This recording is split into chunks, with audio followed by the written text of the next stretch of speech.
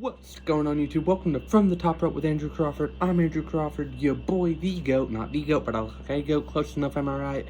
I think I'm right. And welcome to today's video where I'll be counting down my top 10 personal wrestlers on the mic. This is specifically promo-oriented, so in-ring skills are not taken into ability. It is their ability to tell a story verbally. You could be the worst in-ring competitor ever, but if you can cut a promo, you're on this list. Or if you're in the in my top 10 for cutting promos. Spoiler alert, there's not one truly bad in-ring worker on this list. With that said, let's not waste any time. Let's get into it. Let's start with an honorable mention, Paul Heyman. Against my better judgment, as I said, this is top 10 wrestlers on the mic. I did not put Paul Heyman on this list because he's not technically a wrestler. He's one of the best promoters and managers ever, but he's not a wrestler, so against my better judgment, I did not mention him in my top 10. If I was doing strictly top 10 on the mic, in any capacity in pro wrestling, Paul Heyman would be surefire top 5. Maybe top 3. But with that said, let's get into the actual list. Number 10, the styling, profiling, jet flying, limousine riding, kiss stealing, wheeling dealing, son of a gun, the nature boy Ric Flair. The 2-time WWE Hall of Famers, record-breaking 16-time WWE World Champion, Intercontinental Champion, and Tag Team Champion, also knew how to work a microphone very well when it came to showing the passion he had for the business. And namely, the promo that always comes to mind when I think of this is the with a tear in my eye after the 92 Rumble. Him calling out Shawn for Mania, where he said, if I can't hang with you, then I don't need to be here anymore, basically. And just, there are more, but those two always stick out. Also, the my shoes cost more than your house promo, because it was when Ric Flair was at the apex of his heel run, and he just, man, it was, Ric Flair is so good on the mic, but I think that the 9 I'm about to mention are better. There are going to be some hot takes for that, but it's true, to me.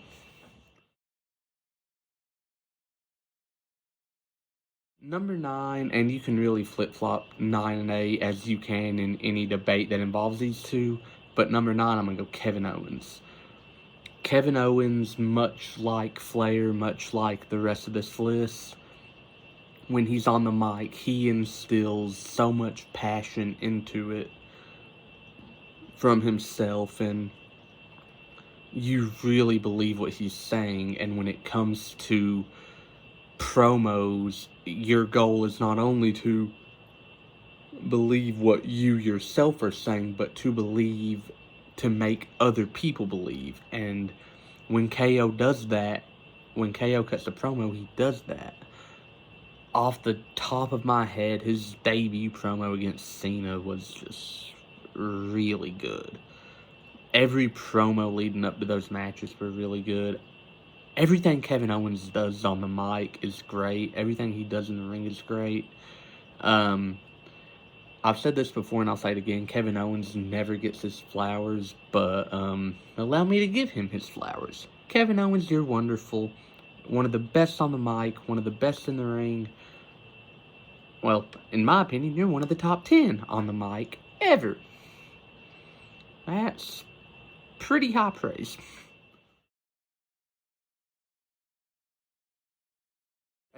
And the reason that he's above his partner in crime and greatest rival, because I vividly remember last year gearing up for Elimination Chamber before his match with Roman. You know, I knew there was not a prayer that Sami was winning. As much as I love Sami Zayn, he just wasn't gonna beat Kevin Owens. Or, wait, hold up. He just wasn't gonna beat Roman Reigns. And then, the Go Home SmackDown, the last show before, Sami cut a beautiful, passionate promo, partially in French, partially in English, as he's from Montreal, and he does that very well. And the passion, it almost made you believe that we were going to get Sami versus Cody at Mania, not Cody versus Roman.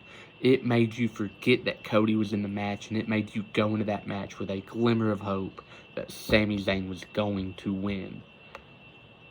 Now, that may be the only memorable promo by Sami that I can truly think of off the top of my head, but one great promo can instantly get you in talks for being great on the mic, as you're going to see with the rest of my list. Number 7, it's Stone Cold Steve Austin.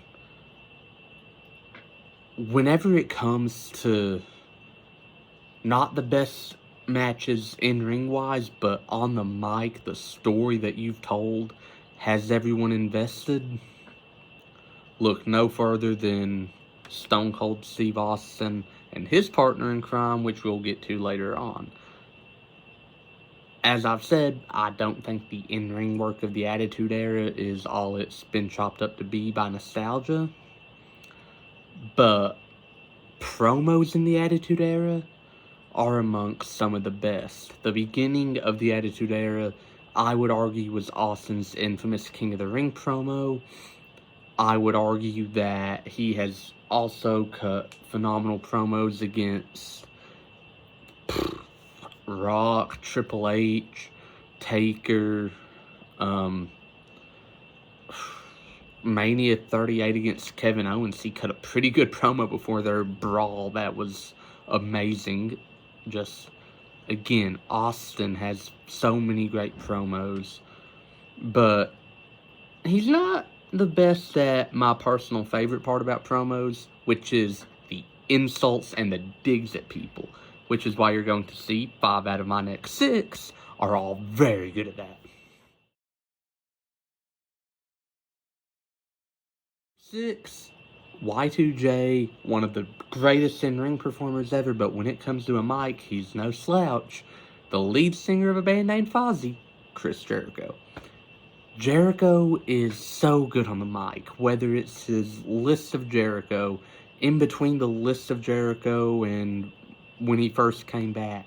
Best in the World heel Jericho is one of the best. Or it's Attitude Era, I'm just going to insult you and make you mad, Jericho, which, promos that come to mind, calling New Day, Rudy, Tootie, Booty, it was hilarious. I don't know why it was so funny, but it was funny to me. Everything with the List of Jericho, the promos against Punk in 2012, ragging on his dad for being an alcoholic and his sister, in wrestling, bringing up real-life family stuff for me is like a big no-no, but Jericho made it so good in this. And then, you have one of my personal favorite insults of all time. Jericho's talking to Rhino and Stephanie McMahon in the ring, and he says, I'm going to get that ugly, dirty, smelly beast. I'm going to get you too, Rhino, and basically just roast the boss's daughter. And, Jericho, you're so good on the mic. But, dude, please retire. You do not have it in the ring anymore. 5, another wrestler that can cut a really good promo, The Miz. Oh, man, every time I think of The Miz in promos, I just think back to 2016, the Talking Smack promo, where he's running down Daniel Bryan and saying that he is the reason the Intercontinental title's relevant, and I'm just sitting here like, Miz can do that, okay, because I didn't know Miz was capable of actually cutting phenomenal promos like that until I watched that promo live. I was like my jaw dropped. I was like, Miz is cooking, let bro cook. And, he's, like I said, he's had more funny. His whole thing where leading up to WrestleMania 33, coming out dressing as John Cena and roasting him, was always great. Everything with everything he did against the Shield in 2017 was really good. He lost the feud, but those promos he cut were really cool. Like, Miz don't get enough love in ring, but on the mic is where this man excels beyond belief. And when it comes to a mic, only 4 men top him. So this is my Mount Rushmore of wrestlers on the mic. Number 4, the American Dream, the son of a plumber, Dusty Rhodes. The only thing I should have to say about Dusty Rhodes and mic work to make you realize that he is a top 4 performer when it comes to using the mic is Hard Times. That promo is literally what certain wrestlers study to learn how to cut a promo.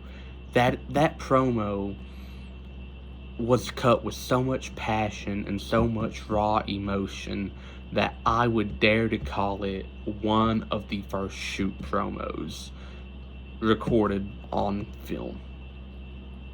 Dusty, he didn't do the insult and stuff, but when it came to cutting an impassionate promo, talking about how much something means to him, similar to what his son does, Dusty killed it. Dusty has never cut a bad promo, and I defy you to try to pull one up. And if you can, you won't, but if you can, I'll take my L. But you won't, because Dusty was that good on the mic.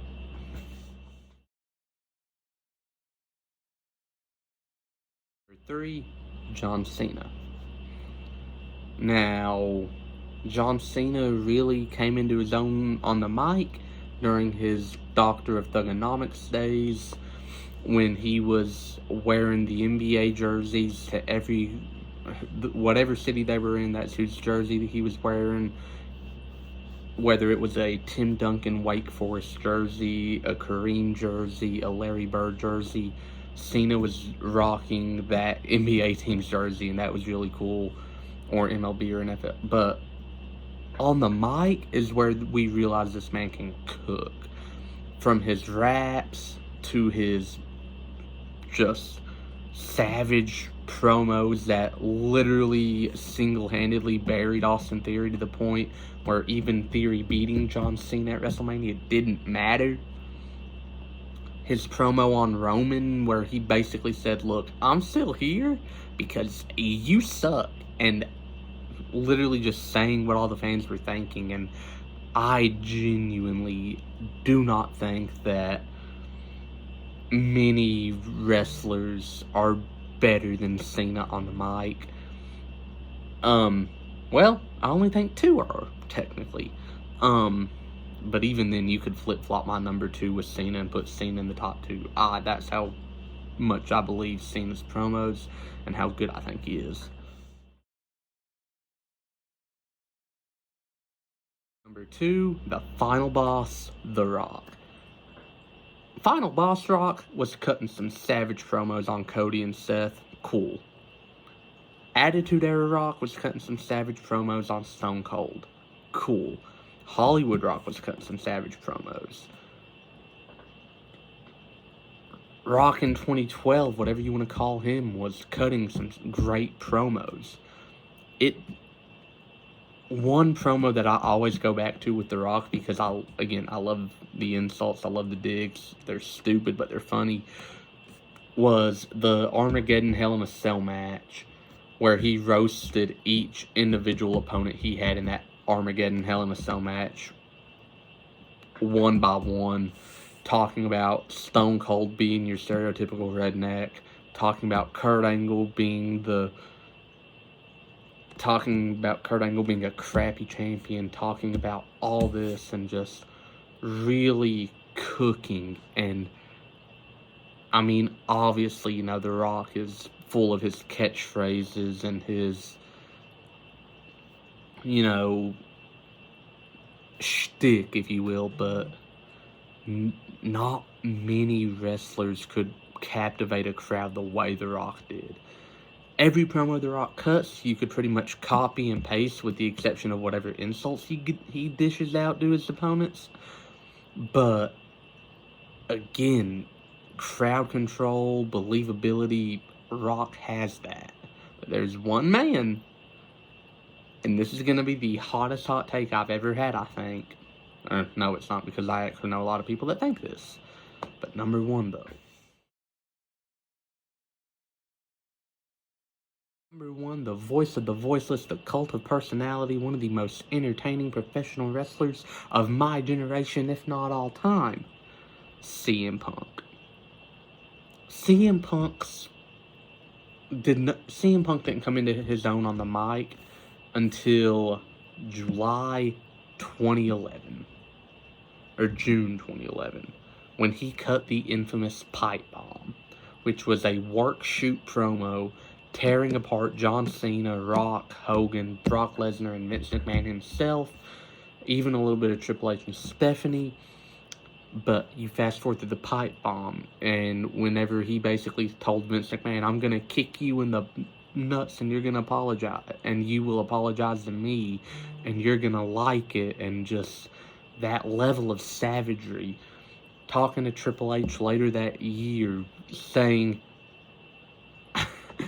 and this always makes me laugh, saying, you don't wear the pants in the family, but you do wear her panties. Like, basically saying Stephanie's the boss of the relationship, not Triple H, and that was hilarious. But then you fast forward all the way to 2024, when he cut his promo on Cody Rhodes, when he said, they give you the cover of the game, you think you're finally about to get your moment when a bigger and better star is, you can see a bigger, brighter star off in the spotlight.